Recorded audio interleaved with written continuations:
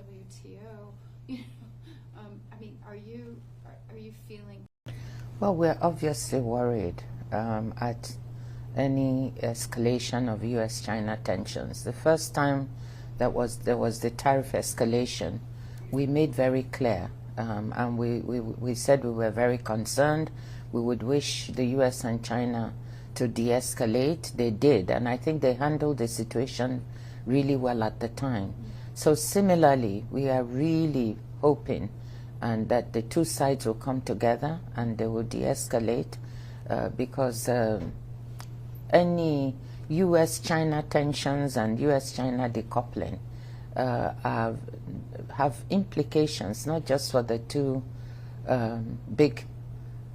biggest economies in the world, but also for the rest of the world. Because if that decoupling happens, there'll be fragmentation of trade.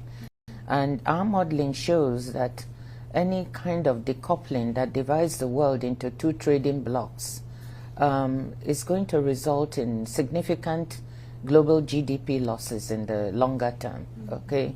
Up to 7% global GDP losses and double-digit welfare losses for developing countries. So it's not only the big powers or the rich countries that will lose. The poorer countries will lose even more.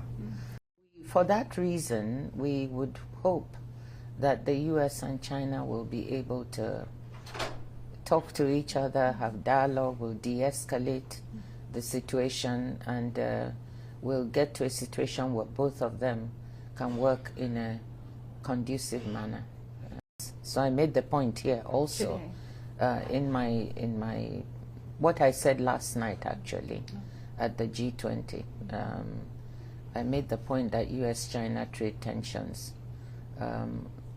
is something that we would like to see a de-escalation because it adds to the uncertainty of the global outlook. Yes, so we are very, very, very keen from the WTO standpoint to see a de-escalation of tensions. We've had meetings with the USTR before, Ambassador Greer, but this time around we actually had a really good meeting with Ambassador Joseph Balloon, who has just been confirmed as the U.S. representative to the WTO. He's deputy USTR. So we spent time with him yesterday to begin the conversation, and I think it was a very good meeting. Well, I think that both sides have handled their relationship and their negotiations relatively well and have calmed tensions, which has been very helpful to the whole world. And I really want to stress how appreciative we are, at least from the trade standpoint, of the way they had handled the de-escalation, and we just want them to do the same thing.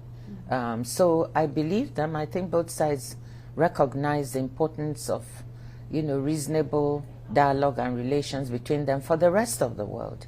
And we're very hopeful that there'll be a pathway forward in which de-escalation can happen.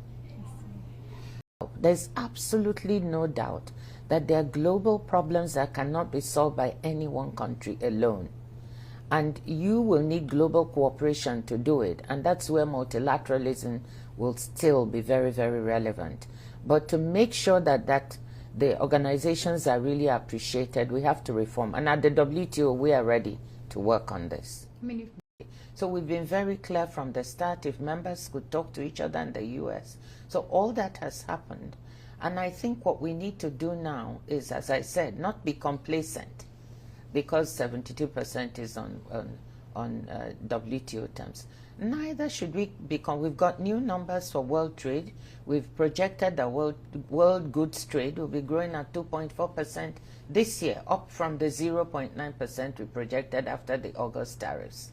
So this is all showing the resilience of the system. But our thinking is that gives us a little bit of breathing room to really work hard on the reforms, because next year we are projecting 0.5% growth. Okay. Thank you so much. All right. I'd love to